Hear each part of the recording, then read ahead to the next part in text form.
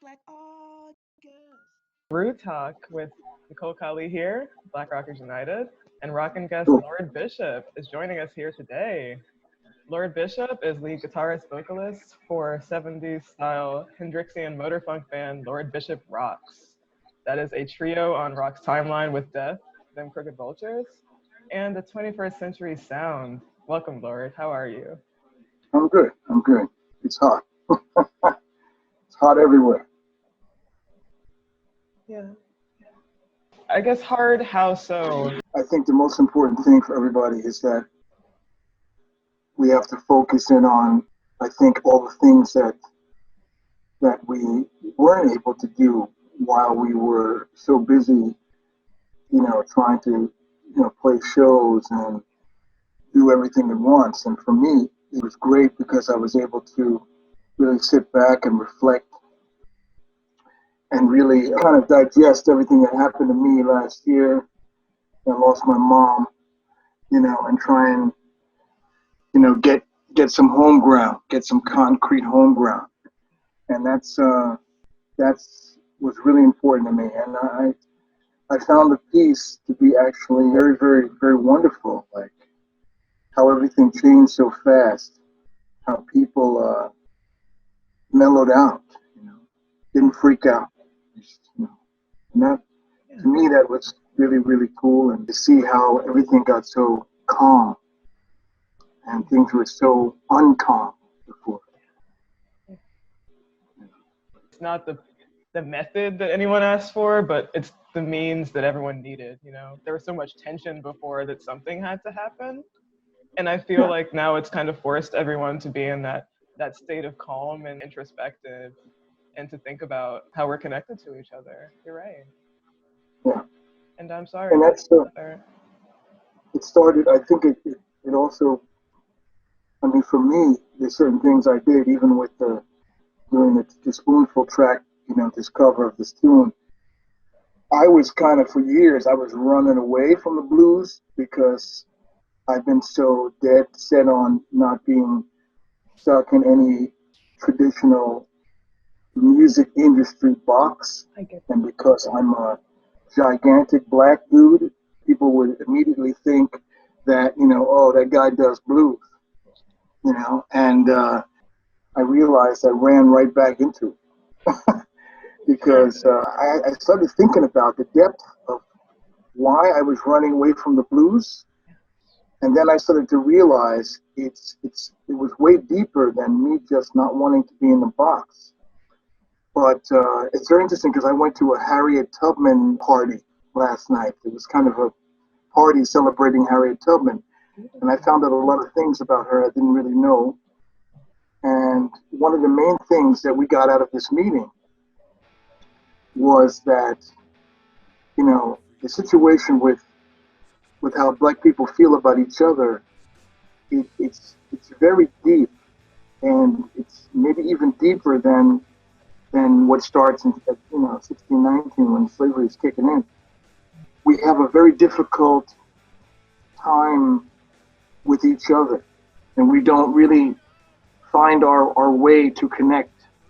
And unless we're in the same, whether it's like we're sports stars and we're on the same team or in the same league, or we're comedians and we're famous, or we're musicians and we're politicians and we're famous, we still don't connect enough with, quote unquote, the real people. And I think that's a big problem of mine. It goes deeper than that. I think it's the fact that we've been going through a certain self-hate for years, during the time of slavery. The slave master, they're creating a light-skinned child, and that light-skinned child becomes a child that works inside the house, while the other slaves work outside the house. Yeah. This light-skinned person starts to get preferential treatment, and of course it makes you feel bad, and of course the light-skinned person has easier, manageable hair, and you can go on and on. Colorism, yeah. That's continued worldwide, whether it's, I have a huge following in Brazil, and the white Italian German Brazilians are not treated like the Afrocentric or Caribbean Brazilians. Absolutely not, no. And I got that a little bit out of this meeting last night. I realized that and how, I want to be a champion to be a person that that tries to work on changing that, to try and work on empowering and embracing who we are, what we are, why we are, and that brings back the blues, because everything comes from the blues. So why am I running away from my music ancestors, playing a sound that is the reason why I'm playing rock and roll now? It didn't make any sense.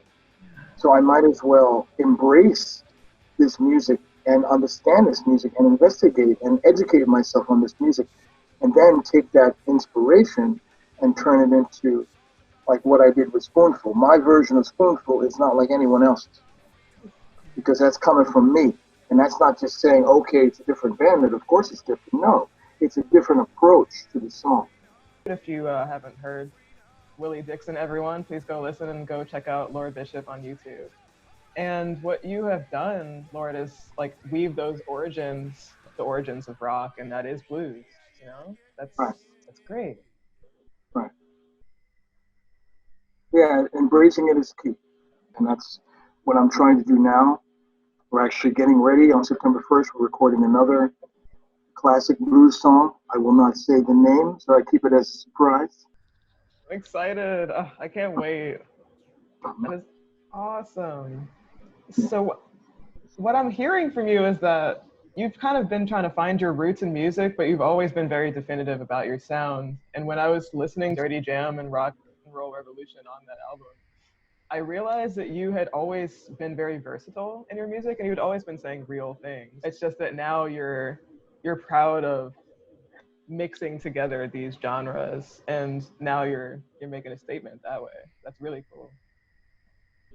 Yeah, I went from I don't give a fuck to I really give a fuck to I really give a fuck, but I don't give a fuck. Nice. So it's really, I went through these stages, and now I'm at a stage where I really give a fuck, Cool. but I really want to be me. I don't want to really fall into any this or that, but I know what I'm doing is cool, and I know what I'm doing is unique, and yeah, there's nobody like me. I'm proud of that. I'm very proud of that, and I see, even by your platform, like Rockers United, so many different unique genres of musicians and artists that are really spectacular. Not to jump into another topic, but I just really want to say something we talked about briefly, is I'm a firm believer in that we need to empower ourselves as Black people in general, but with the music community and rock and roll, we need to make some changes. We do. So we need some high-powered people to step up to the plate and help us make some changes. We do. Until we get there. And when we get there, there'll be people like me who will be continuously making the changes. As long as we limit ourselves to the white record company slave masters, because that's what they are, as long as we limit ourselves to that, we're not empowering ourselves with each other, it's going to be very difficult for us to take back our throne. Our throne is rock and roll. We created rock and roll. We are rock and roll. I don't give a shit what you say. We are the originators, but we've been pushed aside. We have been not allowed to earn money. These blues guys I'm talking about, Willie Dixon, B.B. King, Muddy Waters, Lead Belly, where you have bands like the Beatles and Led Zeppelin, the Rolling Stones, whatever, taking directly Led Zeppelin, taking the songs. It's ancestral theft. And making them into monster hits. Yeah. Because you got them twisting it and turning it into a hard rock song with guys who have long hair. So, and again, that's nothing against Led Zeppelin. I'm just saying the way it is, the way it is. True. It's just the way it is. So, right, Mama was not Elvis's song. No, it wasn't. That was a black woman's song. Hound Dog? There you go. So come on. I just found out that When the Levees Break was by Kansas McCoy and Memphis May. I just found that out. It's crazy. I heard Led Zeppelin years before. Crazy. Speaking that truth, because like we are the originators, and It's wild to me that there's such a disconnect of the history, and so many of the people that made it, the pioneers that we put on the timeline, are forgotten. The only people that know about them are Black people, and I think it's important to champion them and to remember them and put them in everything that we do. Absolutely. For example, Buddy Guy. You have Buddy Guy, who's the last pioneer of blues of that generation. He was the baby underneath Muddy Waters, whatever. After Buddy's going to be Robert Cray. People in Europe, for example, worship Joe Bonamassa. And they don't even know who Buddy Guy is. Wow. It goes from everything.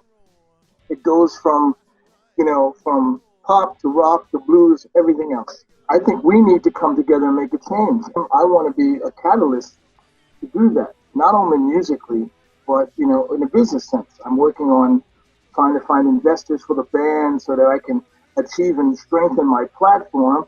And once I strengthen my platform, then I'm going to call people out. Then I'm going to be able to knock on the door.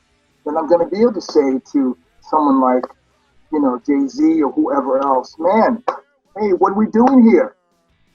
Let's take over the world. Yes. We're here. I'm here for the There's energy. great music. I'm here Great for the energy. music. And we just can't get it out. We can create our own radio stations for Black rock music. We can create our own touring services, etc. We rent the venues. Just do it. Yeah. We have Freedom. a problem connecting, Yes. and still to this day. T.M. Stevens, for example, who's very ill right now, made his whole career in Europe coming over and playing, and he actually gave me a lot of opportunities to open up for him. Right And on. so did the Living Color guys when Right they came to on. Europe. They gave me opportunities to open up to them, or open up for Kings, another completely underrated, overlooked, gigantic group with an amazing Black frontman. Seven Dust too. Why is Seven Dust not bigger than they should be? It's people like you and me. It's groups, Punk Black and Black Rockers United, that will be the vanguards of this representation, and not just that, actually centering ourselves and being there, being vocal and being very upfront about Black rockers and being united. This is our livelihood, so we should be able to do it. Absolutely. This has been tried twice, and I hope that what you're doing and this whole movement can be the catalyst. So we're talking about 2020 and 2021, but I want to take it back to your earlier career with the band Total Sexual Freedom in New York City. How does that connect to Lord Bishop Rocks, and how did you get your musical start? I was a promoter and I was booking bands in the late 80s, early 90s. But basically I decided from one day to the next to switch the sides of the curtain. Instead of being behind the stage, I would be in front of the stage. And I had always been writing music my whole life, and I would love music. But I just decided to be in a band, in front of band, and use all my professional business sense, marketing sense, management sense to, get it started. The first lineup was terrible. The second lineup was not so bad. Okay. We got kind of cool. And the third lineup was the bomb, dope. And I played with a very great New York City guitar player. His name was Wayne Livingston. And Anthony Geathers, who was the bass player, and a drummer, Jeff McManus. And we were just killing it. And when Jeff left the band, I had an amazing drummer. His name was Rich Colsar. He jumped in. We were kind of like Black Sabbath meets Bad Brains meets Funkadelic with a sprinkle of Living Color. It was ridiculous. That is so cool. I'll share some videos of us with you in the 90s when I could jump like a rabbit. And when we came to Europe in 1998, we did one tour. And when I went back home, I kind of talked to the guys about possibly moving to Europe, and none of them seemed to really want to go in that direction. So I just basically had to disband the band and split. And then I came to Europe, and that's when I kind of restarting everything. And TSF, Total Sexual Freedom, was so heavy that I wanted to go in a different direction. I went, back to blues, and pop blues kind of funky music. Okay. After a little while of doing that, I found that sucked, and I hated it.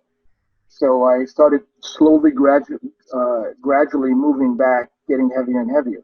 The thing is, in Total Sexual Freedom, I was only the singer. I played guitar, but not in the band. So when I came to Europe, my idea was to reboot a trio and play guitar. Cool. Problem is, I didn't really know how to play guitar that good, so I No, had to sad. learn. I had to learn how to play the guitar Okay. better, anyway, and I had to learn how to play the guitar and sing and front the band and entertain and keep my eye on all the guys and everything else.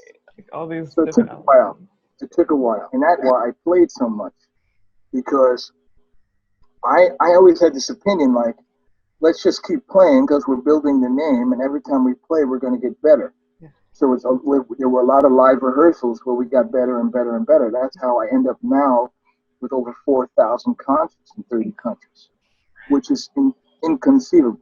And I cannot believe, because even then I was doing it, and you have to realize I'm playing in the band, managing the band, promoting the band, booking the band, doing the tour management of the band. I'm not driving, but I'm sitting in front with the driver as a co-pilot. So I'm doing all this. I'm also changing band members constantly, because I was an animal and nobody wanted to be on the road with me because I just wanted to play, play, play. Yeah. Never spend any time with my daughters. I have 5, don't spend any time with them because I'm on the road. Yeah. I was drinking Jack Daniels like hell. I was, they nicknamed me Blemmy because I was the Black Lemmy. Yeah. And I was just a complete road hog animal, Yeah. kick ass, spitting in your face, loud ass, bush hating guy. Wow. So now I'm a little bit more temperate, Yeah. a little bit more calm. I got And it. I don't break as many guitars because I can't afford to replace them anymore. But I'm still me, and I'm still fired up, and I'm more mature. And the best thing about it, now I can actually play the guitar. Exactly. And now you actually can shred the way you wanted, Laura. That's what I'm talking about, my friend.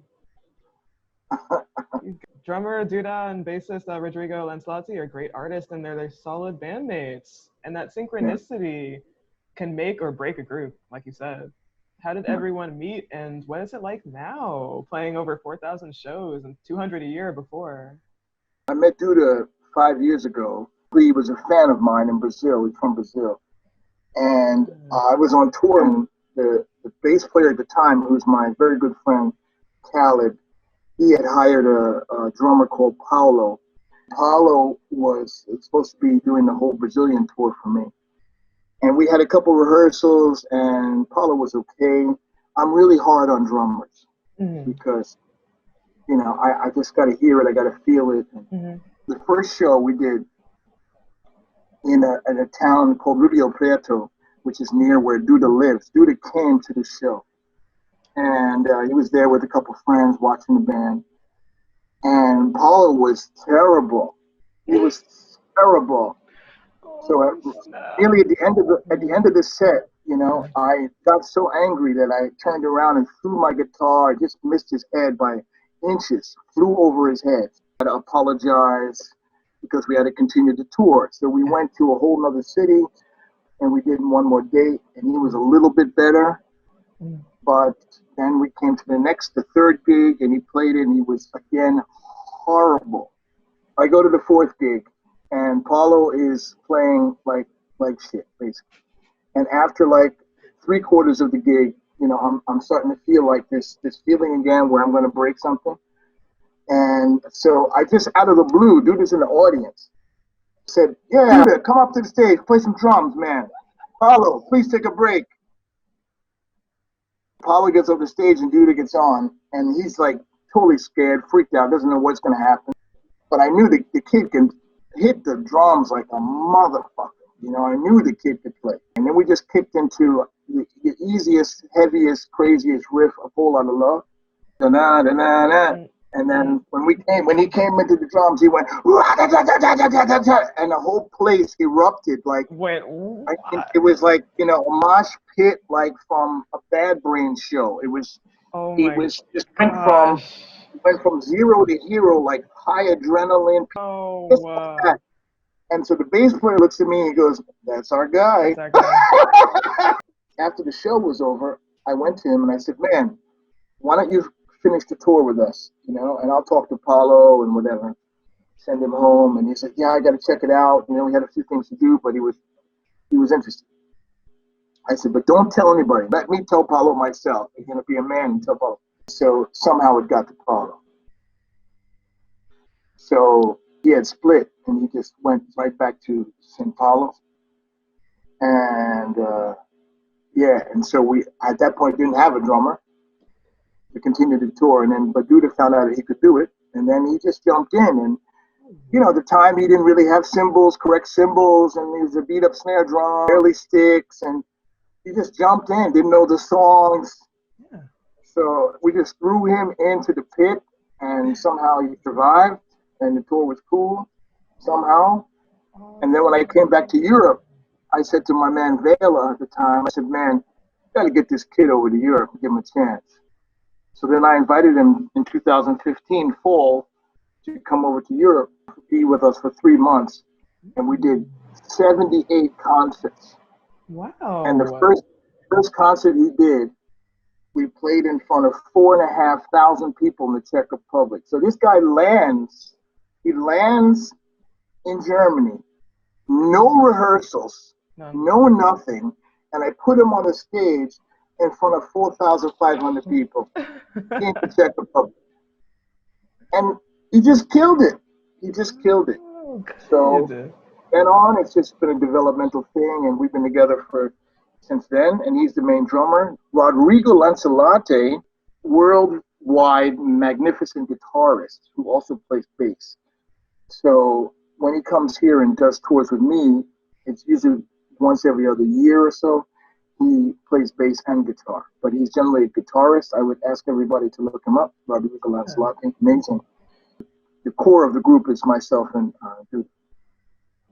Eventually we will have a permanent bass player, but right now it's not an issue. We have a lot of guys who are fantastic, and it also helps us because when we use different guys, the music and the flavor of the music is always changing. So that's how it all connects with TSF. I tried to get TSF back over here for a reunion tour, but I just can't seem to get the guys together. We did do a reunion in New York. We did 3 songs, like in 2014. And it was incredible. I mean, we got on the stage and it was just the same TSF from 1995.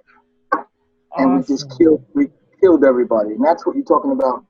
Bands that have that thing, like, and that's why, like a band like Led Zeppelin, Plant is right, even though they could tour without Bonham, but it's not. They are not the Who without Keith Moon and John. It's just not the Who. The Nirvana, they could have gotten another front man and continued to play the music, and they would make money. But they're like, no, Kurt's dead. That's it. It's over. Done. End of story. Finished. Yeah. But some bands have to go on, you know. Your vision, it can take you beyond death. You lose a member, Right. you keep going in their memory because you know that's what they would want. Other bands, like when you lose somebody or when you hit the rock, sometimes you just gotta pack it up and make a new project. It depends. But I do appreciate that input because, you know, like shit gets heavy and it's a matter of how you handle it. Right. So you absolutely do rock. Laura, do you have any further advice on working together through heavy times and supporting you? Arts. I just want to say that whatever you guys want to do with your platform, and I hope that what I would like to offer, specifically in Europe, to help build up the European side of it, is I would like to, you know, show my support in any way possible. And when we get back to actually performing and organizing things, you know, let's talk about having an event or two here and promoting the platform. We have to speak to people. We have to step around a lot of the management and a lot of the lawyers and the accountants and all the bullshit and get right to the meat and potatoes. People have to get paid, of course, but let's just, you know, stop all the bullshit, you know? Yeah. We're going to make this happen. We're going to make this happen. That's the end game, you know? Yes. And so that's what I think. I would love to help, like, 2021 to kind of bring it up. And if I'm coming to America on tour, I'll put the logo on, and we'll try and promote the shows and try and bring bands together. And I'm also going to look at more of the artists that are on the platform and try and offer them tours, because I also have a booking agency. So I will try and book 3 or 4 tours a year, from these great groups. First of all, thank you so much, Lord. Like, I would love to collaborate with you, everyone at Black Rockers United. We can reach over virtually to Europe and connect. Why not? Like, this is an international group, Black Rockers United, around the world. So why not, I also want to give away, here's the Motor Funk. Yes! So the first 5 people that say, I want a Motor Funk, once you release this, they get a Motor Funk. Motor Funk! Motor Funk! Motor Funk! Listening to it yesterday, I was jamming. Cool. But that's me. So I'm going to make a change. I'm dedicated. As long as I breathe and my fingers are working and my voice is still all right, I'm going to kill it. There's nobody like me. Nobody. There will never be another quite like Lord Bishop rocks. This has been an amazing Brew Talk. Thank you so much for coming, Lord. We're appreciative for every minute that you rock and you spend with us. Thank you. Thank you. Black Rockers United. God bless. Rock and roll, yeah!